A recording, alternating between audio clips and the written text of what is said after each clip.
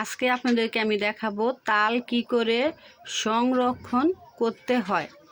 এই যে যদি আমরা এরকম একটা পাতিলের মধ্যে তাল রেখে দেই, 2 দিনেই আমাদের পাতিল কি হবে, ফুটা হয়ে যাবে। এটা কিন্তু আমরা অনেকেই জানি না।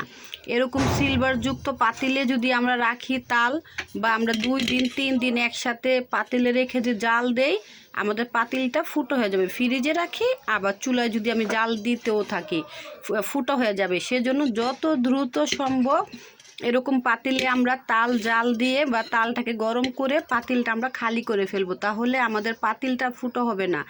তারপরে সাথে সাথে এরকম একটা যদি আপনি একটু ঠান্ডা হওয়ার পর একটা ঢাকনাযুক্ত বাটিতে করে আপনি ফ্রিজে রেখে দিবেন। নর্মালে রাখেন বা ডিপে রাখেন, 1 বছরের তাল আরেক বছরও খেতে পারবেন। এই যে এই তালটা আমার আরও 2 সপ্তাহ আগের বা 15 দিনও হতে পারে। এই যে আমি ফ্রিজে রেখেছিলাম, দেখেন এখনও বরফ জমা, আমার বাটির কোনো ক্ষতি হয় নাই।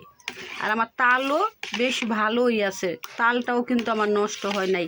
তাহলে আমার টিপসটা যদি আপনারা ফলো করেন, আপনাদের পাতিলটাও ভালো থাকবে, আর 1 বছরের তাল আপনারা আরেক বছরও খেতে পারবেন। এখন যেহেতু তালের মৌসুম, তাল কিনে বেশি করে এরকম জাল দিয়ে ঘন করে আপনারা প্লাস্টিকের বয়মে বা আমার মতন এরকম বড় বাটিতে করে ডিপে রেখে দিবেন।